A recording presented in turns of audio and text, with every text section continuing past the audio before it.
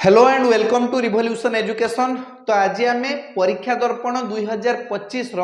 Physical science बा भौतिक विज्ञान ऑब्जेक्टिव टाइप प्रश्न गुड़ी को लेकिन गठित प्रश्नपत्र समाधान करवा। देख मॉडल क्वेश्चन पेपर 2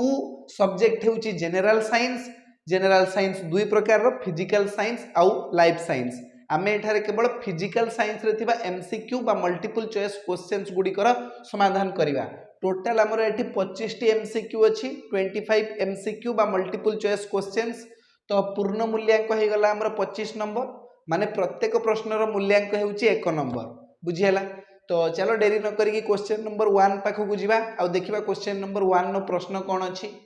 देखो एठी हमकु गोटे रासायनिक प्रतिक्रिया दिया जाइछि समीकरण माध्यम रे आ प्रश्न अछि निम्न प्रतिक्रियाटी एक केउ प्रकार समीकरण। बुझियला ऑप्शन गुडी को टिके भलो भाबरे लक्ष्य कर दियो।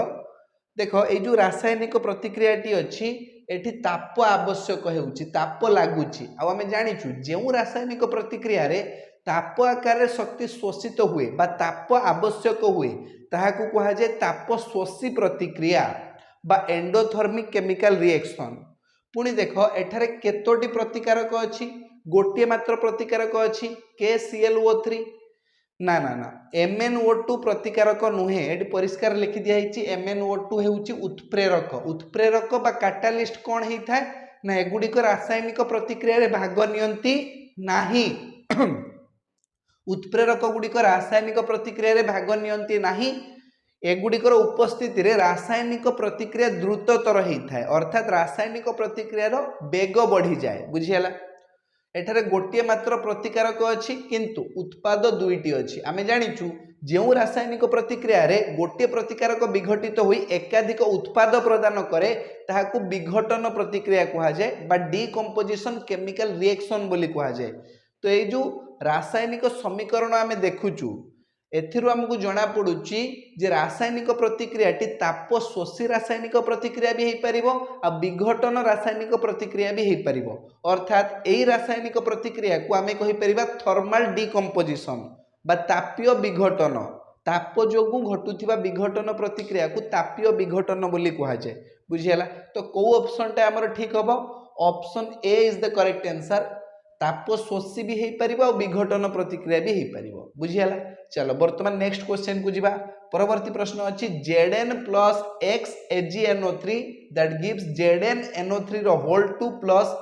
YAG उपरोक्त रासायनिक समीकरण टी एक समतुल समीकरण हेले X और Y रो मूल्य केते हेबो। तो हमको एठारे X और Y रो मूल्य बाहर करिया पे पड़िबो। देखो ये जो रासायनिक प्रतिक्रिया रो समीकरण हमको दिया जाइछि याकू जदि आमे समतुल कर दबा ना ताहले आपे आपे X और Y रो मान बाहर जीवो। ठीक अछि देखो Zn plus AgNO3 that gives ZnNO3 रो होल 2 plus Ag ये होची हमर रासायनिक समीकरण। प्रथमे देखो प्रतिकारक पार्श्व रे जिंक केतरा अछि गोटे सिल्वर केतरा अछि गोटे नाइट्रोजन केतरा अछि गोटे ऑक्सीजन केतरा अछि तीनटा उत्पाद पार्श्व रे जिंक केतरा अछि गोटे एठी देखो सिल्वर केतरा अछि गोटे नाइट्रोजन केतरा अछि दीटा NO3 रो होल 2 अछि तो नाइट्रोजन दीटा अछि ऑक्सीजन अछि 3 दुणे 6 टा। वर्तमान देखो ऑक्सीजन प्रतिकारक पार्श्व रे 3टा अछि जेतेबेले कि उत्पाद पार्श्व रे 6टा अछि ऑक्सीजन को समतुल करिया पई हेले प्रतिकारक पार्श्व रे जो AgNO3 अछि ता सहित हमकु 2 गुणन करिया पई पड़िबो। तो वर्तमान हमर ऑक्सीजन प्रतिकारक पार्श्व रे भी 6टी हे गला किंतु ए जो 2 अछि ये N सहित भी गुणिछि और Ag सहित भी गुणिछि तो N भी हमर 2टा हे गला। तो देखो नाइट्रोजन भी हमर बैलेंस हे गला और ता सहित ऑक्सीजन भी बैलेंस हे गला किंतु Ag जो अछि सिल्वर सहित भी 2 गुणी की प्रतिकारक पार्श्व रे 2टी सिल्वर हे गला किंतु उत्पाद पार्श्व रे तो गोटे सिल्वर अछि तो बैलेंस करिया पई आमे उत्पाद पार्श्व रे थिबा सिल्वर सहित 2 गुणिबा हमकु मिलिबो 2टी सिल्वर। देखो वर्तमान पूरा रासायनिक समीकरण टी हमर बैलेंस हे जाईची उभय पार्श्व रे जिंक गोटे लेखाय अछि सिल्वर 2टी लेखाय अछि नाइट्रोजन 2टी लेखाय अछि और ऑक्सीजन 6टी लेखाय अछि। बुझियला तो जदि आमे देखिबा x जगह रे अछि एठारे 2 x जगह कौन अच्छी 2 अच्छी आउ y जगह भी 2 अच्छी बुझीगला तो ऑप्शन बी हूँ एठारे सठिक उत्तर Zn plus x AgNO3 that gives ZnNO3 रो होल 2 plus y Ag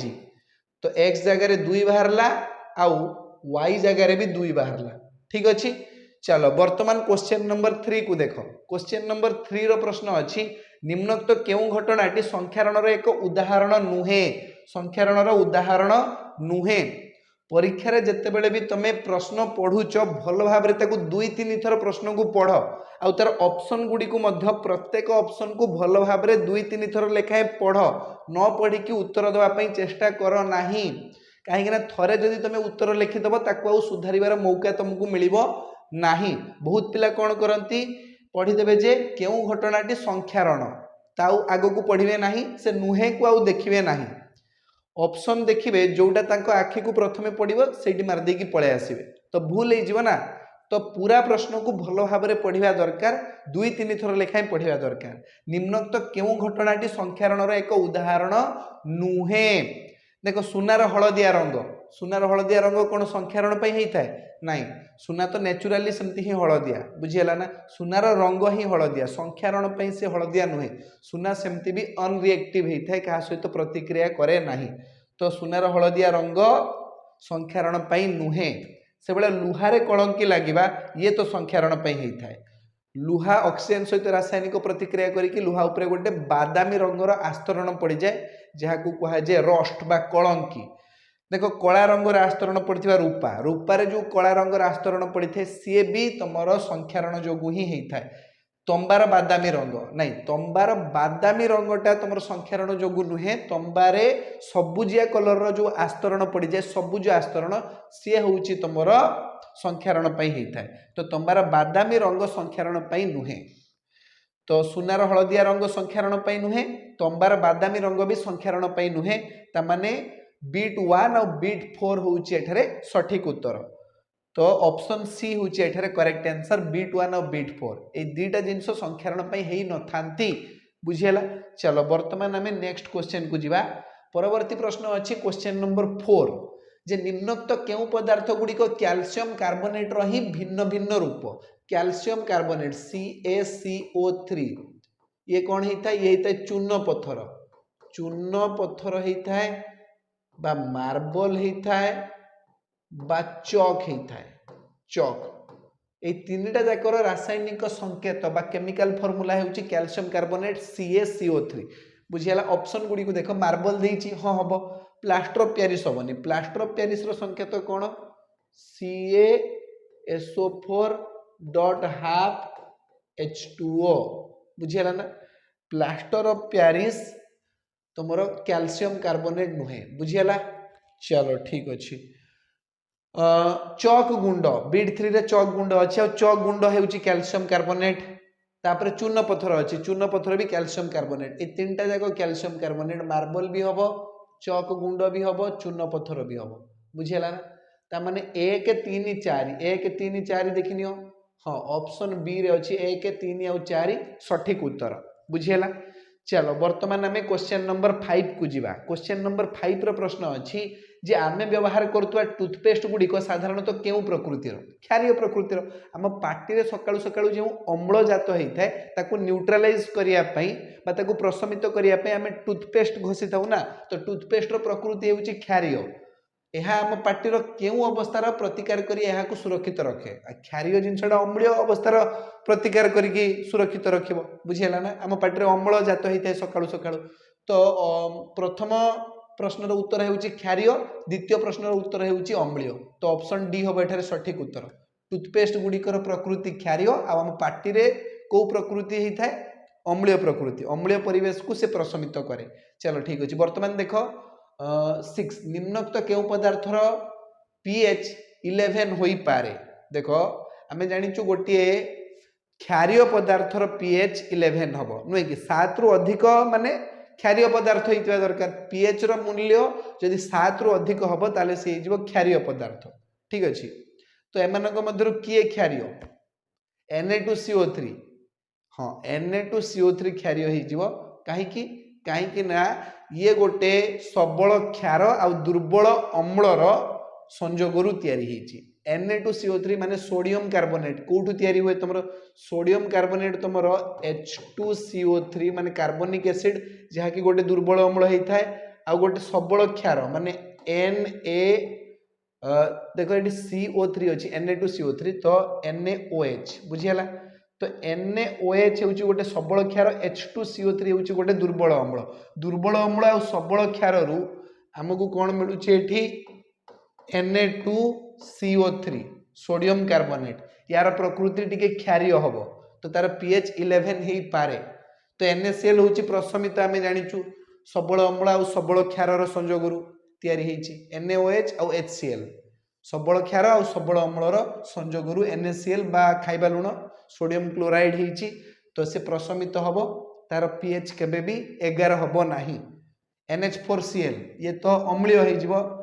NH4Cl तुम गोटे सबल अम्ल और दुर्बल क्षार संजोगरु तैयारी होईची HNO3 तो निजे ही गोटे अम्ल यार pH 7 रु कम हम बुझीगला ना HNO3 बुझीपार तो नाइट्रिक एसिड टा चलो बर्तमान आम क्वेश्चन नंबर 7 को जीवा निम्नोक्त केउं धातु अति लघु नाइट्रिक एसिड सहित प्रतिक्रिया करी हाइड्रोजन गैस सृष्टि करे अति लघु नाइट्रिक एसिड तो धातु गुड़िक नाइट्रिक एसिड सहित रासायनिक प्रतिक्रिया करती नहीं किंतु दीटा धातु एमती अच्छा जे माने कि अति अति अति लघु नाइट्रिक एसिड सहित रासायनिक प्रतिक्रिया करी हाइड्रोजन गैस उत्पन्न करती से दीटा धातु होउचंती मैंगानीज एवं मैग्नेशियम एक कथा आम पढ़ी के आसु मैंगानीज भी हो पार और मैग्नेशियम भी हो पार तो ऑप्शन बीट 1 और बीट 3 आमर ठीक अच्छे बीट 1 और बीट 3 देख हाँ option C is the correct answer केवल बीट 1 और बीट 3 ही ठीक अच्छे चलो बर्तमान आम क्वेश्चन नंबर 8 को देखा कार्बन एवं यार यौगिक अध्यायर प्रश्न आसी CXHY अणुरे X और Y मूल्य केते हेले यह एक आल्किन श्रेणी यौगिक हम X जगह 4 पकेबा सबू तो X जगह 4 ही अच्छी CXHY अच्छी ठीक अच्छी आल्किन आल्किन अणुर संकेत कौन आल्किन अणुर जनरल फॉर्मूला होची CnH2n C जति H तार 2 गुण बुझीगला C जगह 4 पकई दियो C जगह 4 पकई देले H तार 2 गुण 4 दूनी 8 बुझीगला C4H8 हूँ आल्किन श्रेणी गोटे यौगिक या कहुए ब्यूटीन बुझीगला C4H8 देखिए C4H8 माने X जगह 4 पकेवा Y जगह 8 पकेवा 48 हाँ ऑप्शन बी हूँ करेक्ट आंसर आल्किन कही ना तो C4H8 किंतु जदि आल्केन कही था तो C4 होता H2n+2 माने C4H10 हो जाता बुझीगला ना किंतु आल्किन कही C4H8 हम ठीक अच्छे क्वेश्चन नंबर 8 रो तो सॉल्यूशन हो गला एबे देखिबा क्वेश्चन नंबर 9 एस्टर प्रस्तुति पई निम्नोक्त केउ कार्बन यौगिक दुईटी व्यवहार करा जाए ये तो बहुत बहुत बहुत इजी प्रश्न एस्टर हूँ गोटे सुगंधित पदार्थ ताकू तैयारी करिया पे दीटा जिनस दरकार गोटे हूँ अल्कोहल आ गोटे हूँ इथानोइक एसिड है इथानोल दरकार आ इथानोइक एसिड ये दीटा जिनस दरकार एस्टरिफिकेशन प्रोसेस मु तुमको पढ़ाई देछि तुम इथानोल दरकार और इथानोइक एसिड दरकार ये दीटा जिनस संजोगरु तुम तैयारी हम एस्टर है एस्टर तैयारी हबार जो प्रोसेस अच्छी जो प्रक्रिया अच्छी ताकू एस्टरीकरण प्रक्रिया बोली कहुए तो देखि नियो कौन अच्छी ऑप्शन रे कार्बोक्सिलिक एसिड अल्कोहल हाँ यहाँ ठीक अच्छे ऑप्शन ए कार्बोक्सिलिक एसिड आउ अल्कोहल इथानोइक एसिड हूँ गोटे कार्बोक्सिलिक एसिड आउ अल्कोहल माने हूँ इथानोल इथानोल को अल्कोहल बोली भी कहुए तो अल्कोहल आउ इथानोइक एसिड ये दीटा मिसिकी तुम एस्टर तैयारी करथांती तो ऑप्शन ए एठी ठीक अच्छे चलो वर्तमान परवर्ती प्रश्न को जीवा क्वेश्चन नंबर 10 देखो कार्बन विजारण पद्धति रे केउ धातु को निष्कासन करे नाही कार्बन विजारण पद्धति रे केउ धातु को निष्कासन करा जाए नाही तो देखो कार्बन विजारण पद्धति रे तुमरो मैंगानीज आउ टंगस्टन भलिया धातु को निष्कासन करा जाई पारिबो नाही तो एठारे ऑप्शन डी हबो सठिक उत्तर मैंगानीज मैंगानीज धातु को एठारे कार्बन विजारण पद्धति रे निष्कासन करा जाई पारिबो नाही बुझियला ना तुम कैल्सिनेशन और रोस्टिंग प्रणाली तुम बुझीच से तुम कार्बन विजारण पद्धति रे कार्बन सहित जो ऑक्साइड गुड़ा अच्छी धातव ऑक्साइड को जिते आम कार्बन सहित रासायनिक प्रतिक्रिया करेवा ताहले कार्बन ऑक्सीजन को लेकिन पलैब आउ बिचरा धातु एका रही धातव निष्कासन कराए जमीक जिंक रोटे एग्जांपल दूची ZnO या सहित कार्बन जदि मिसेबा पूरा प्योर कार्बन आमे पाइबा Zn प्लस CO ये तुम धातु निष्कासन कराए बुझीगला ना। तो मैंगानीज को सेमती निष्कासन करा जाई परिबो नाही कार्बन विजारण पद्धति रे बुझीगला। चलो वर्तमान क्वेश्चन नंबर 11 को देखिबा निम्नोक्त केउ मिश्र धातु रे एक अधातु अंशीदार मौलिक भाव रे रही थाए पितल ब्रोंज सोल्डर स्टील। तो एटा सठिक उत्तर होउची स्टील। स्टील ले तुमरो लुहा आउ कार्बन अच्छी कार्बन तुमरो अच्छी 0.05%। तो कार्बन होउची गोटे अधातु पचारची प्रश्न रे जे निम्नोक्त केउ मिश्र धातु रे एक अधातु अंशीदार मौलिक भाव रे रही थाए एटा स्टील हबो। स्टील ले तुमरो लुहा आउ कार्बन अच्छी कार्बन होउची गोटे अधातु ठीक अछि। तापर देखो विनेगार हेउची ऑप्शन गुडी को देखो कोन हबो चारटा ऑप्शन को पढो आउ कुह विनेगार रे केते परिमाण रे एसिटिक एसिड अछि कहि परिबो। हां 5 रु 8% ता माने ऑप्शन सी होउची एठारे सठिक उत्तर। डायरेक्ट क्वेश्चन बहिरु आछि तो ए प्रश्न रे तो आउ किछि भाबिबार नाही। एसिटिक एसिड को इथानोइक एसिड बोली मध्य कहा जाए तो परीक्षा रे जदी इथानोइक एसिड आउ एसिटिक एसिड पड़ी गला अलग अलग नाम रे तमे कंफ्यूज होबनी पचार दबो जे विनेगार रे केउ अम्ल थाए इथानोइक एसिड पके देथिबो तो आमे आमे तो पढ़िथिले एसिटिक एसिड एठी इथानोइक एसिड लिखि देइछि तो ऑप्शन को ऑप्शन टा ठीक होबो आमे जानि परिबा नाही एमती भाबिबो नाही बुझियला ना। एसिटिक एसिड जहाँ इथानोइक एसिड भी सेया ठीक अछि। चलो वर्तमान आमे जिबा क्वेश्चन नंबर 13 को। क्वेश्चन नंबर 13 न प्रश्न अछि एक मौलिक X पर्याय सारणी रो द्वितीय पर्याय आ 16तम ग्रुप रे थिले द्वितीय पर्याय आ 16 नंबर ग्रुप रे के अछि ऑक्सीजन द्वितीय पर्याय 16 नंबर ग्रुप रे अछि ऑक्सीजन तो थिले सोडियम सहित एहार संकेतटी निम्नोक्त मध्यरु कोन हबो। सोडियम और ऑक्सीजन को लेकी गठित यौगिक कौन हम तो देख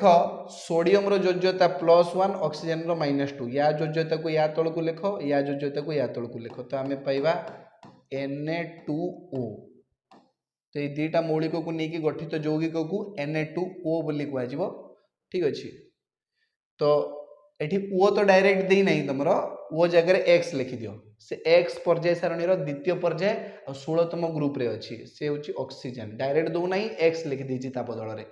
तो ये ओ जगह तुम एक्स लिखि दियो Na2X कोड लिखाई Na2X हाँ ऑप्शन डी हूँ सठिक उत्तर बुझीगला ना। चलो वर्तमान आम क्वेश्चन नंबर 14 को जीवा। क्वेश्चन नंबर 14 न प्रश्न अच्छी निम्नलिखित ऑक्साइड गुड़िक मध्यरु केउंटी अधिक क्षारीय अटे अधिक क्षारीय किए सिलिकॉन ऑक्साइड तो नुहे अधातव ऑक्साइड गुड़िक अम्लीय होता क्षारीय नुहे Al2O3 भी नुहे कहीं एटा हूँ एम्फोटेरिक ऑक्साइड गोटे बुझीगला ना। तो ये उभय अम्लीय और क्षारीय प्रकृति प्रदर्शन करें एबे आसला आमर MgO आउ CaO दीटा भितर कौटा हम ठीक उत्तर दीटा एक धातव ऑक्साइड और धातव ऑक्साइड गुड़िक क्षारीय होता किंतु मत कह कौटा अधिक क्षारीय मैग्नेशियम ऑक्साइड अधिक क्षारीय ना कैल्शियम ऑक्साइड अधिक क्षारीय जानापी पीरियोडिक टेबुल को जीवा पीरियोडिक टेबुल रे सेम ग्रुप रे दी जन पड़ी अच्छा मैग्नेशियम जो ग्रुप रे अच्छी कैल्शियम भी से ग्रुप रे अच्छी ग्रुप 2 रे दी जन जाक पड़ी अच्छा तुम देख किंतु प्रथमे किए अच्छी किए अच्छी ग्रुप रे तल आड़ को धातव गुण गुड़िक वृद्धि होगी जाए कहीं एटॉमिक साइज बड़ हो जाए बुझीगला ना बा एटॉमिक रेडियस जो अच्छी से बड़ हो जाए ग्रुप रे जिते तल को जीव मैग्नेशियम उपरे अच्छी ता तल को अच्छी कैल्शियम तो मैग्नेशियम ठारू बेसी धातव गुण अच्छी कैल्शियम पाखे तो कैल्शियम ऑक्साइड बेसी क्षारीय हम बुझीगला ना। तो एठारे ऑप्शन डी हम सठिक उत्तर कैल्शियम ऑक्साइड अधिक क्षारीय किए हम कैल्शियम ऑक्साइड बुझीगला। चलो ठीक अच्छे बर्तमान देखिए नेक्स्ट क्वेश्चन माने क्वेश्चन नंबर 15 देख क्वेश्चन नंबर 15 अच्छी जल आउ काचर परम प्रतिसरणांक यथाक्रमे 4/3 और 3/2 हेले जल तुलन में काचर प्रतिसरणांक केते हेबो जल तुलन में काचर प्रतिसरणांक पचार बुझीगला। तो काचर प्रतिसरणांक केमती बाहर करिया जल तुलन में काचर प्रतिसरणांक देछि तुमको 3/2 डिवाइडेड बाय जलर प्रतिसरणांक तुमको देछि 4/3 ठीक अच्छे। डिवाइड कर दियो काचर प्रतिसरणांक डिवाइडेड बाय जलर प्रतिसरणांक बर्तमान आम पाइबा 3/2 गुणन कर दियो उल्टे की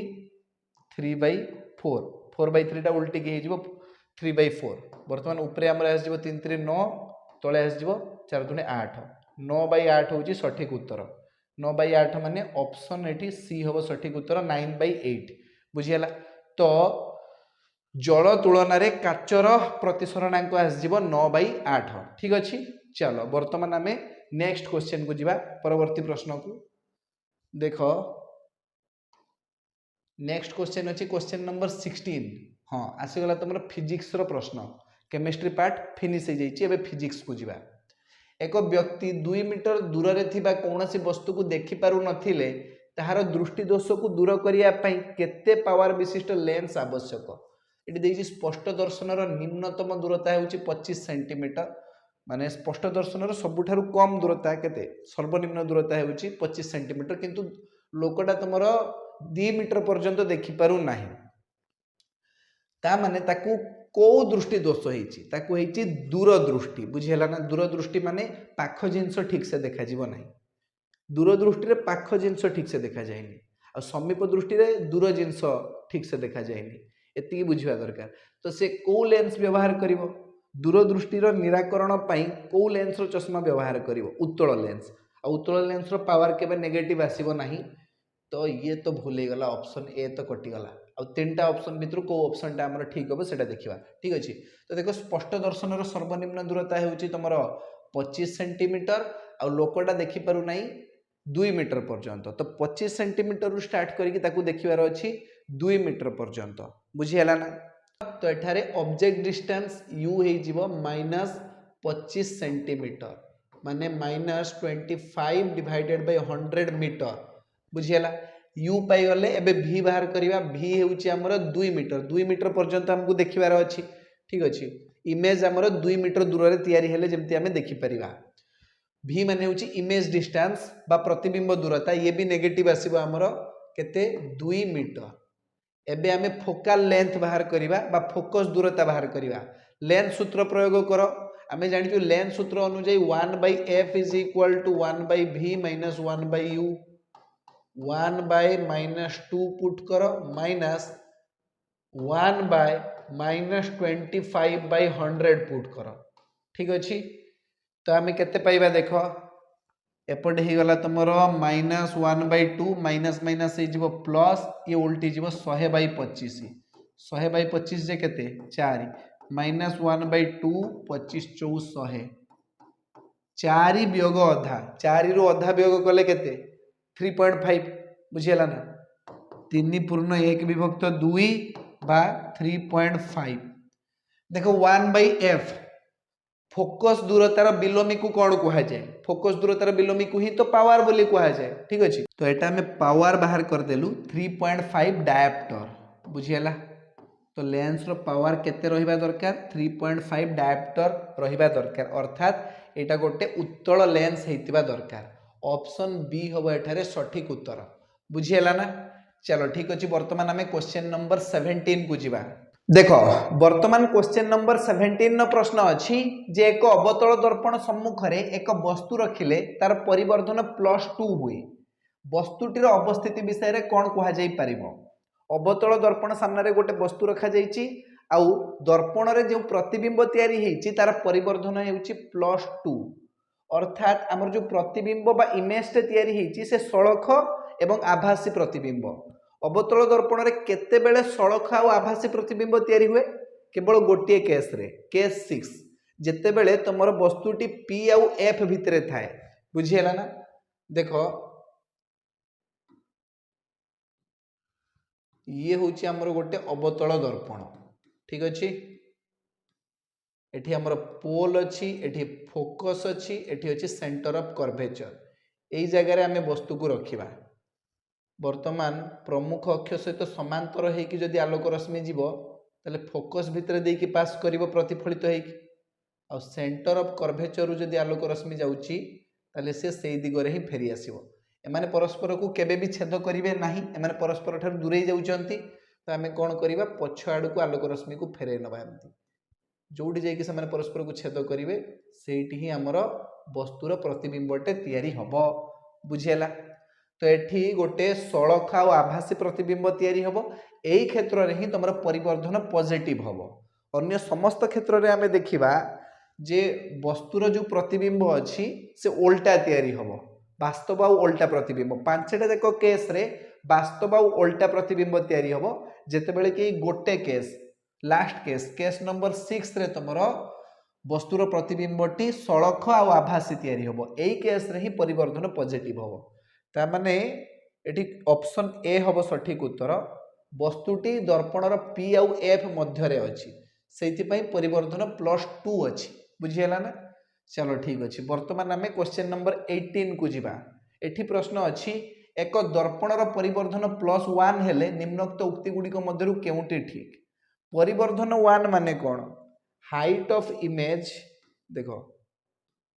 परिवर्धन 1 माने होची height of image divided by height of object is equal to 1 बुझीगला ना। माने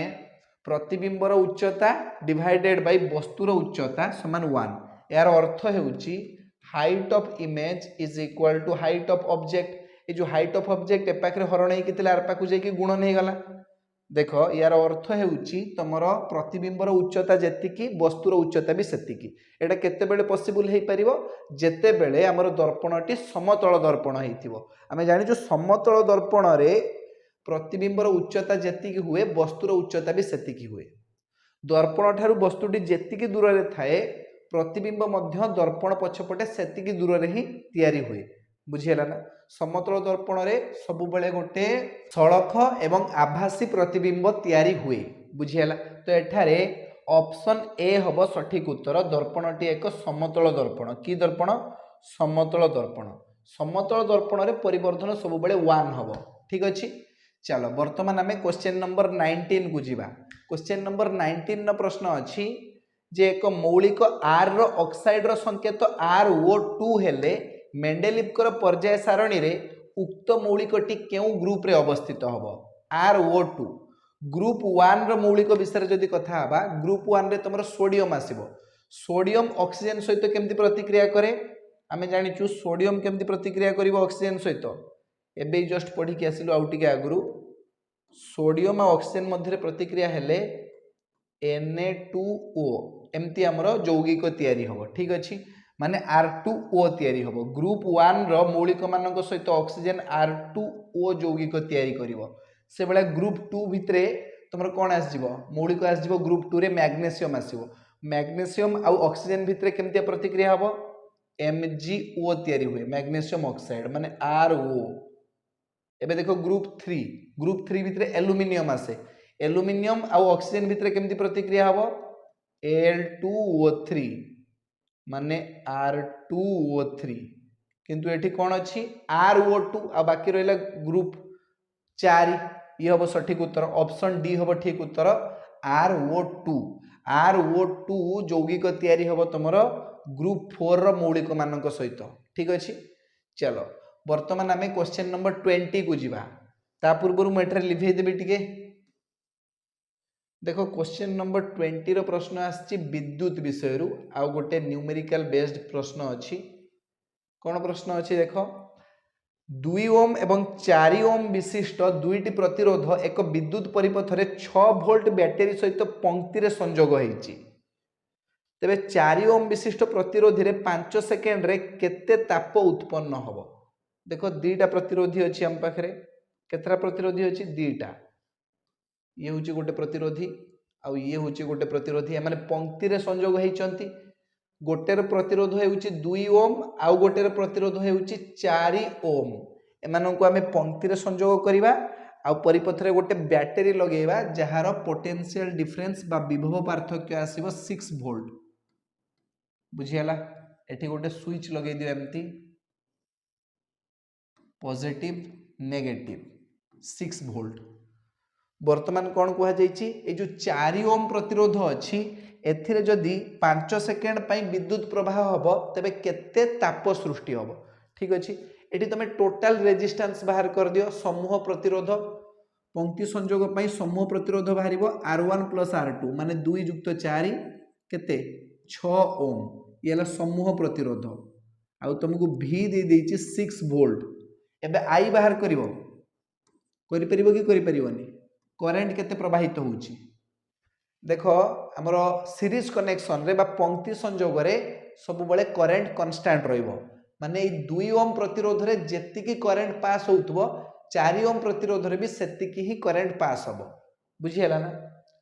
तो वर्तमान एठी आई बाहर करिवा ओम को नियम रु I is equal to V by R माने 6 वोल्ट डिवाइडेड बाय 6 ओम माने 1 ampere I is equal to 1 ampere तो एठी भी 1 एम्पियर रो विद्युत स्रोत प्रवाहित हेउची आ एठी भी 1 एम्पियर रो विद्युत स्रोत प्रवाहित हेउची किंतु प्रश्न अछि ए जो 4 ओम रो प्रतिरोधी अछि एठी 5 सेकंड पई जदी विद्युत स्रोत प्रवाहित हेउची ताहाले केते ताप शक्ति उत्पन्न होबो एई जगह रे केते ताप शक्ति उत्पन्न होबो जानिया पई हमें जूल कर नियम प्रयोग करिवा H is equal to I square RT ठीक अछि I स्क्वायर माने करंट रो स्क्वायर पके दियो 1 रो स्क्वायर R माने 4 ओम T टाइम माने 5 सेकंड प्रश्न रे कहै छी ना 5 सेकंड पई प्रवाहित होबो इलेक्ट्रिक करंट बुझियाला हीट माने होची ताप शक्ति रो एकक जूल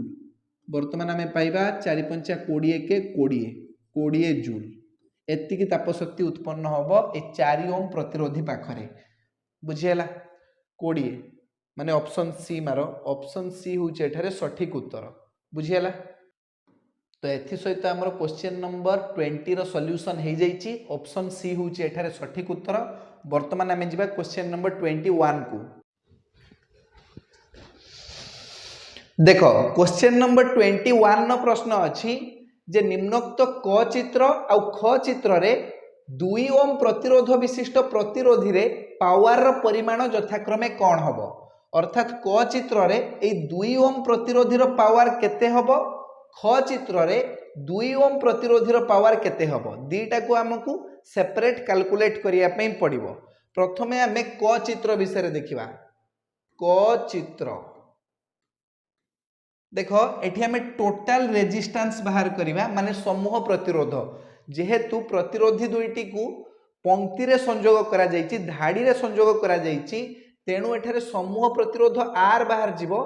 R1 प्लस R2 दीटा को मिसई दियो 1 ओम युक्त 2 ओम माने 3 ओम हे गला समूह प्रतिरोध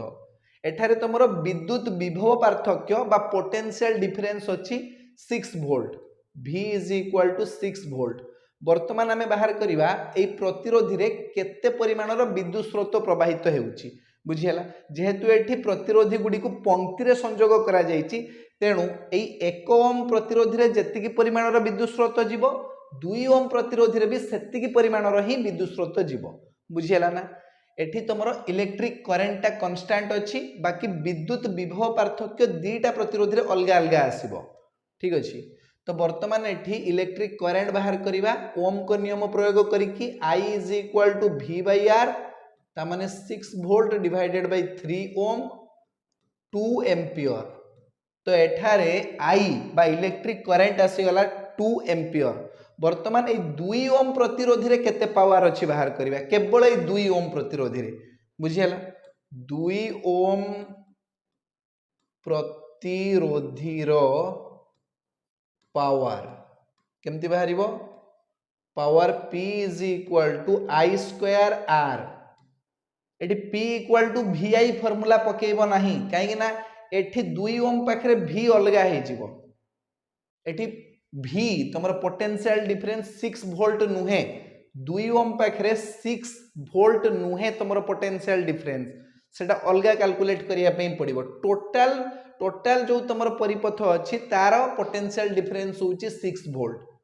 किंतु एटी करंट रो परिमाण उभय क्षेत्र रे समान अछि 1 ओम रे जतिकी करंट जाउची 2 ओम रे भी सेतिकी ही करंट जाउची तो करंट जेहेतु एटी कांस्टेंट अछि पावर बाहर करिया पे फार्मूला पुट करिवा P is equal to I square R माने I स्क्वायर जगह रे लेखो 2 एम्पियर रो स्क्वायर गुणन R जगह रे लेखो 3 ओम नुहे एठी 3 नुहे R जगह रे हमें कोन लिखिबा तुमे निजे को R जगह रे 2 ओम लिखिबा केते लिखिबा 2 ओम कहीं लिखा 2 ओम कहीं पचार 2 ओम प्रतिरोधी रे पावर पचार केवल यही जगह पावर बाहर कर टोटाल टार पावर नुहे यही जगह पावर बाहर कर बुझीगला ना। तो आर जगह ये लिख 2 ओम केते लिखा 2 ओम आमे पाइबा 4 एम्पियर स्क्वायर गुणन 2 ओम 4 दुणे 8 पावर रो एकक है वाट 8 वाट बुझीगला। तो ये प्रथम चित्र रे बा प्रथम परिपथ रे 2 ओम प्रतिरोध विशिष्ट प्रतिरोधी रो पावर हेउची 8 वाट बुझीगला। एबे तुम ऑप्शन देखिकी मार दे परिबो ए सेकेंड रे बाहर करिवा किछि दरकार नै 8 वाट कोठी अछि देखो एटा ऑप्शन बी होची एठारे सठिक उत्तर option B is the correct answer 8 watt बुझीगला। सेकेंड टा भी तुमरा 8 वाट निहाती बाहरिबो चेक करिके देखिनवा हला मुझे लिभे दूची एठी ख चित्र पाई बाहर करिवा पावर से 2 ओम प्रतिरोधी पाखरे बुझीगला ना। देखो एठी ख चित्र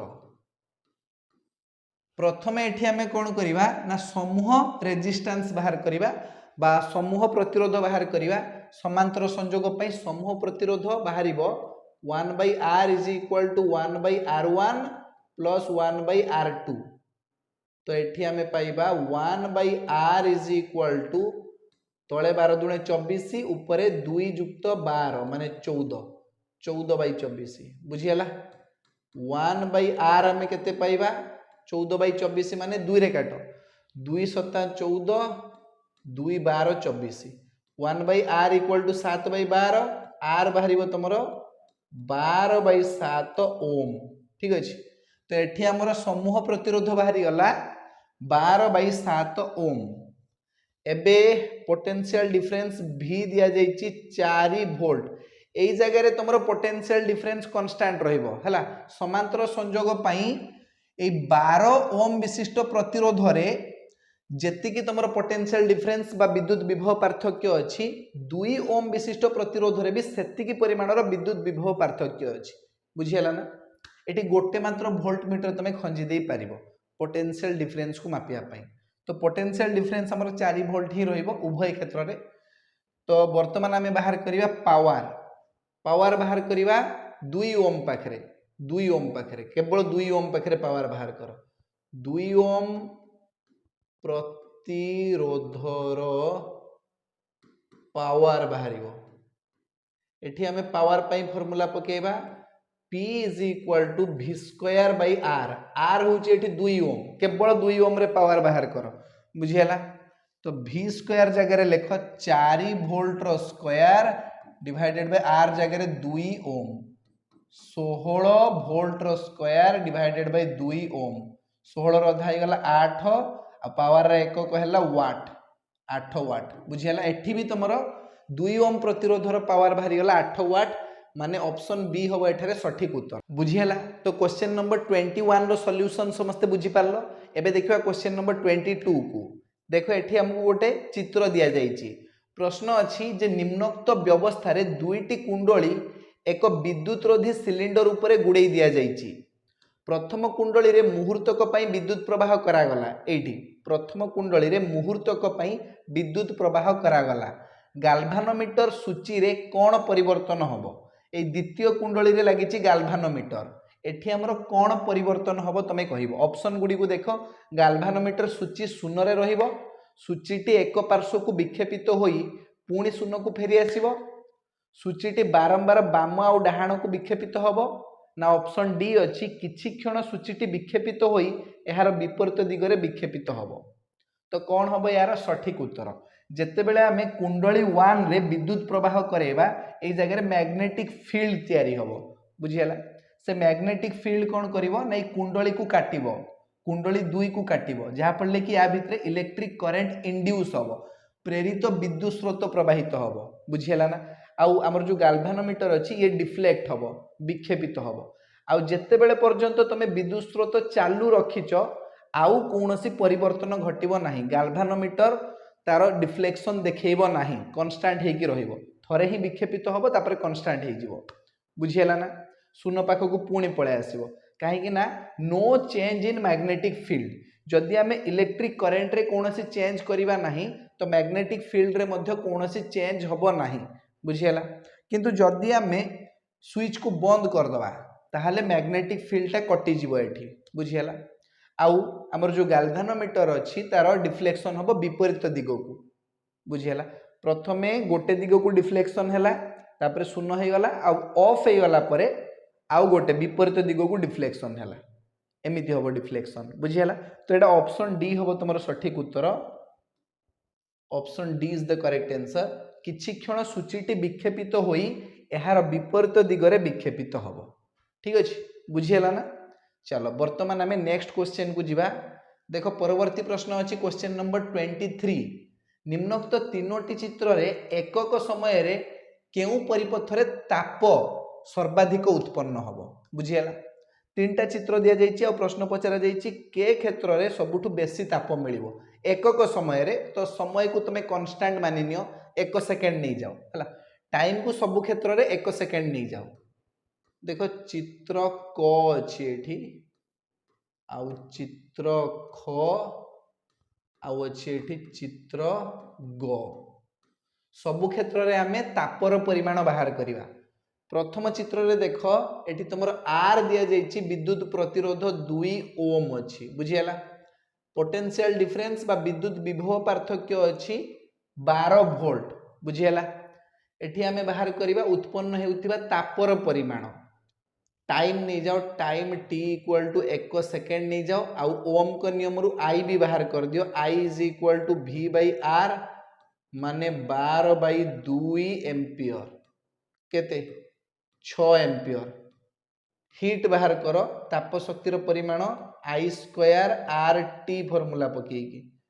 I स्क्वायर जगह रे 6 रो स्क्वायर R जगह रे केते लिखि परिबा 2 आउ T टाइम जगह रे 1 लिखि दियो एति की जूल बाहरिबो 36 दुणे केते 72 के 72 टोटल 72 जूल हीट हमर बाहरिबो ए चित्र क रे बुझियला एबे चित्र ख को देखो एठी हमर रेजिस्टेंस केते आसीबो टोटल रेजिस्टेंस दीटा प्रतिरोधी अछि प्रत्येकर प्रतिरोध हेउची 2 ओम आ एमान को पंक्ति रे संयोग करा जायछि तो टोटल रेजिस्टेंस बाहर करिया पे दीटा को मिसे दवा R1 + R2 2 2 4 ओम 4 ओम हे गला तमरो रेजिस्टेंस आ देखो पोटेंशियल डिफरेंस अछि तमरो विद्युत विभव पार्थक्य सेही 12 वोल्ट अछि टाइम तमरो 1 सेकंड गोटे सेकंड पई तमरो विद्युत स्रोत प्रवाहित हेउची बोली भाबी नियो एबे आई बाहर जीवो एठी V बाई R फार्मूला पके की ता माने 12/4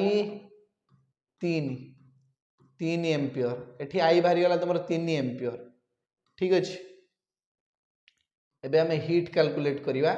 जूल को तापन नियम पके की heat equal to I square RT I square जगह रे हमें लिखि परिवा 3 रो स्क्वायर R जगह रे लिखो R जगह रे 4 टाइम तो हमें 1 भाबी नै छै आउ एति की जूल 3 स्क्वायर 9 9 36 36 के 36 ये वाला 36 जूल बुझियला तापर चित्र ग को देखो एठी देखिबा केते परिमाण रे ताप शक्ति बाहरु छी हला एठी हमर देखो प्रतिरोधी गुडी को समांतर संयोग होई चंती तो हमर टोटल रेजिस्टेंस बाहरिबो R इक्वल टू देखो गोटे काम करिवो जदी दीटा प्रतिरोधी एमिति समांतर संयोग होइथिबे ना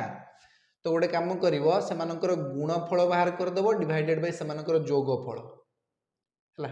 इजीएस्ट वे रे तमर बाहर जीवो नहले तमे 1/r equal to 1/r1 + 1/r2 पके की बाहर करो सेम बाहरिबो 2 2 4/4 कर दियो 4/4 ओम माने 1 ओम एटा यदि बुझी पारनो तमे जेटा जानिचो जे प्रोसेस जानिचो सेही प्रोसेस रे करो 1/r equal to 1/r1 + 1/r2 बुझियला ना केमति बाहरिबो 1/r equal to 1/r1 + 1/r2 अधा अधा 1 हे जिवो तो 1/r equal to 1 uh r भी तमर बाहरिबो 1 ठीक अछि एई उपाय रे भी चाहिले करि परिबो किछ असुविधा नै तम इच्छा तो हमर एठी रेजिस्टेंस केते बाहरी गला 1 ओम बाहरी गला एबे हमें कोन बाहर करे पोटेंशियल डिफरेंस दैछि 12 वोल्ट एठी भी तमरो पोटेंशियल डिफरेंस 12 वोल्ट टाइम को हमें निजे नै जिबा 1 सेकंड आउ इलेक्ट्रिक करंट बाहर करो केते केते फ्लो हबो V/R माने 12/1 12/1 एम्पियर माने 12 एम्पियर ठीक अच्छे। एबे आमे हीट रो परिमाण बाहर करिवा heat H = I² RT formula पकाओ माने 12 रो स्क्वायर R जगह पकई दियो 1 T जगह भी 1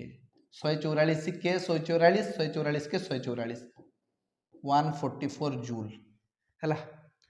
एठी बाहर छि 144 जूल। प्रथम चित्र रे ताप बाहर तुला 72 जूल, द्वितीय चित्र रे ताप बाहरला 36 जूल, तृतीय चित्र रे ताप बाहरी गला 144 जूल। माने कोउठी बेसी ताप उत्पन्न होउची तृतीय चित्र रे माने ग चित्र रे देखिनियो ग चित्र कोउठी अछि ऑप्शन ग माने ऑप्शन डी होउची एठारे सठिक उत्तर बुझी हैला ना। चलो एबे देखियो क्वेश्चन नंबर 24। प्रश्न अछि एक सड़क परिवाही को चुंबकीय क्षेत्र प्रति लंब भाव में रखी एहाकू गति कराइले उक्त परिवाही रे उत्पन्न प्रेरित विद्युत प्रवाहर दिग जानिया पई केउ नियम अवलंबन करा जाय। देखो बहुत इजी प्रश्न देखि तुमको लागुथो बहुत जिंस हमहु करिया पई पड़ियो किछि करिया पई पड़िबो नाही। से पचारछि प्रेरित विद्युत प्रवाहर दिग जानिया पई केउ नियम अवलंबन करा जाय। सिंपल कथा मने रख जे परिवाही उपरे पडुथिबा बलर दिग जानिया पई फ्लेमिंग बाम हस्त नियम आ प्रेरित विद्युत स्रोतर दिग जानिया पई फ्लेमिंग डाहाण हाथ नियम दक्षिण हस्त नियम बुझिला ना। एटी मागिछि प्रेरित विद्युत प्रवाहर दिग जानिया पई फ्लेमिंग दक्षिण हस्त नियम द्वारा प्रेरित विद्युत प्रवाहर दिग जानि हबो बुझिला ना। तो एठारे ऑप्शन बी हबो सठिक उत्तर। सिंपल कांसेप्ट यूज कर जे परिवाही उपरे पडुथिबा बलर दिग जानिया पई आमे व्यवहार करिवा फ्लेमिंग बाम हस्त नियम आ प्रेरित विद्युत स्रोतर दिग जानिया पई आमे व्यवहार करिवा फ्लेमिंग दक्षिण हस्त नियम ठीक अछि। चलो वर्तमान आमे क्वेश्चन नंबर 25 को जिवा।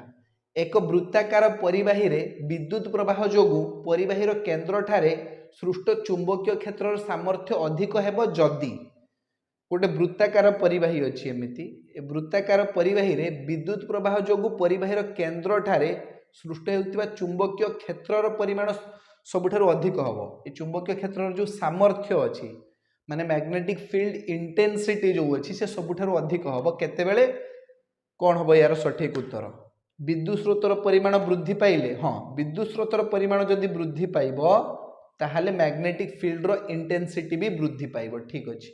घेर संख्या जदि अधिक हबो हां जेते अधिका घेर रखिबो सेते अधिका विद्युत स्रोत प्रवाहित हेबो एवं मैग्नेटिक फील्ड रो इंटेंसिटी मध्ये अधिक हबो। व्यासर परिमाण ह्रास पाइले हां जदि परिवाही तारर व्यासर परिमाण ह्रास पाइबो ताहाले तार एरिया ऑफ क्रॉस सेक्शन कमी जिवो